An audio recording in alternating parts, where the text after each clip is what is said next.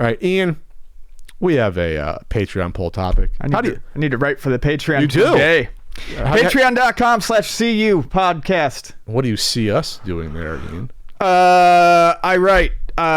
We do a poll topic every week. You do a monthly hangout, and you get the full video podcast. Yeah. You can see all our stumbling interactions as soon as you want, and all the transitions between. And some topics don't make it. I should do that hangout this weekend. You should. But we had a mini topic last week that didn't even make it the cut. Yeah. So you can watch us discuss. Should this be a topic? Yes or no? Things like that. All right, here's our poll topic for the week. In third place, this never does well whenever I bring this up. Discuss the MCU movie schedule being pushed back and potential implications. 14%. No one cares. That's not coming back. In second place at 28%. Will we ever see another major console that is not Nintendo, Sony, Microsoft? 28%. It's fighting for dear life. And in first place, Ian, discuss Gearbox pulling employee bonuses despite the success of Borderlands 3. So,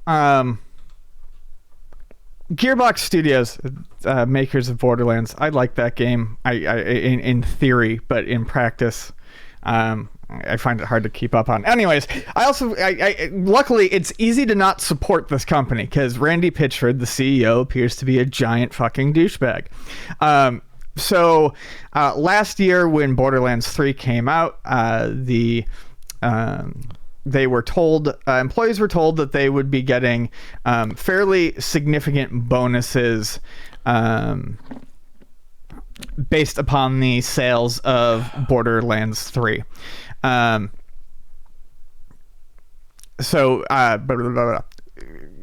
Gearbox employees told Kotaku that the company management promised them six-figure bonuses following the launch of Borderlands 3. The more years they'd been with the company, the larger the check. The visions of financial success helped Gearbox's developers get them through many long nights and weekends working on the game. But just recently, Gearbox boss Randy Pitchford told employees in a meeting that the bonus checks would be significantly lower than they hoped, according to the people who were present. He said that the game had been more expensive than expected, the company had grown significantly larger than it had been in the past, and that their sales projections had been off base. It now operates a second studio in Quebec, Canada. So this is unfortunate. You should never bank on this sort of stuff before it's in hand. But there was no reason to believe that Borderlands 3 would not be a big success. And apparently it was a huge success. Now these people who were promised these large bonuses aren't getting them. And unfortunately, it seems like some of them made some financial plans based on them.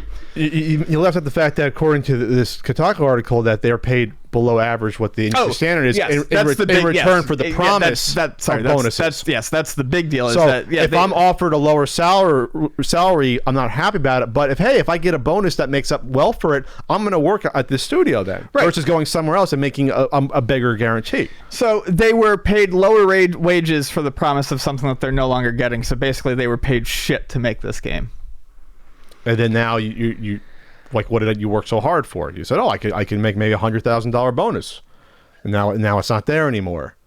That's not a good way of doing business, obviously. Before Gearbox could receive any royalties, let's see. The game has sold very well. We expect lifetime unit sales to be a record for the series, said Strauss Zelnick, CEO of 2K parent company Take-Two, on an earnings call in February, but it cost way too much to make. One large factor was a technology swap midway through development from the Unreal Engine 3 to Unreal Engine 4, which added a great deal of time to the project. In addition, before Gearbox could receive any royalties from publisher 2K, Borderlands 3 would have to recoup not just the game's entire budget, around $95 million, but also the budget for all DLC, for a sum closer to $140 million, thanks to a contract that the two companies had signed. Pitchford also told Gearbox developers if they weren't happy with the royalty system, they were welcome to quit, according to those who were in the meeting. He did not attribute the diminished bonuses to the coronavirus pandemic, which has led to economic uncertainty and pay cuts in many other fields. He did say that he'd hoped to get more money to employees as an advance from 2K on future royalties. Okay. Here's the issue here.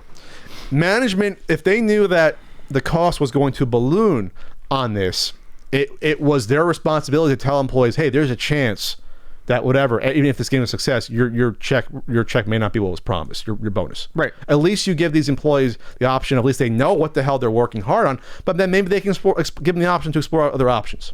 Right. That would be the ethical thing to do. That would be the ethical thing to do. Yes. If you didn't want to fuck over your employees, and be honest, because obviously this is a, if it's not set in stone that there's a guaranteed bonus based upon a set number, then this is almost like a handshake agreement that you got to let them know that, hey, this might not be coming to fruition at the time.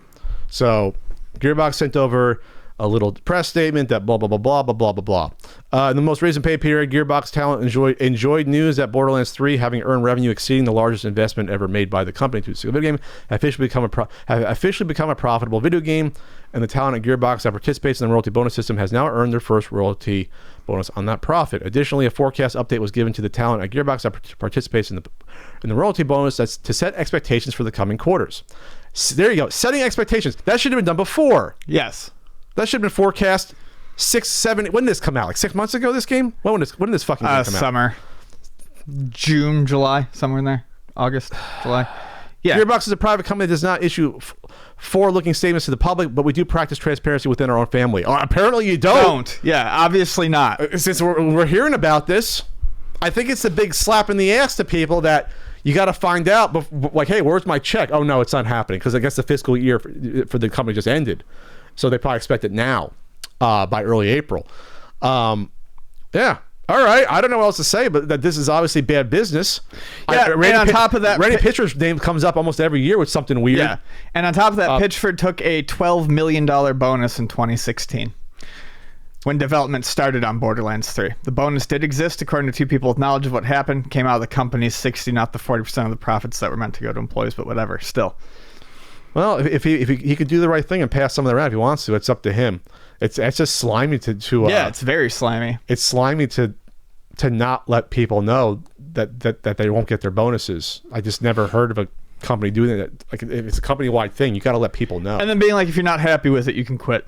Well, it's like maybe I would if I knew. Right. If I knew what maybe, I wouldn't have made the game that is currently making you rich had I known that I was going to get shafted.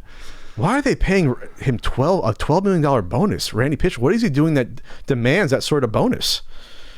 I'm just surprised that, like, obviously he's helping run the studio, but that's a fucking huge bonus. What's his salary then? Unless it's one of those things where your bonus is a lot bigger than your salary because that's the way it's structured. But oh man, what was the thing with the USB drive that someone remember the USB drive story with him? Oh, there was like porn. He left a USB drive somewhere and there was porn on it. Allegedly. At like fucking medieval times or some shit like that. And that was during a legal battle. That happened a year ago. Yeah. I don't think we talked about that when it happened at the time. It was definitely on the docket. Whether or not we went through with it, we were probably just like, this is dumb, but we'll see. But anyway, there's lawsuits going on with this. But either way, if I'm a dev, I'm not sure I want to work at Gearbox after this. No, not at all. That sounds awful. Pay me a good salary then if you're gonna stiff me on a bonus then, and I'll consider it. Man, it's a tough gig working in game dev. It's tough. Mm-hmm. It's like something that's worse than working on a movie set. Working on a movie set's hard, but that's only like a few months. You're in production. You're not working potentially like 2-3 years on a project, and getting burnt out on it. Oh man. All right.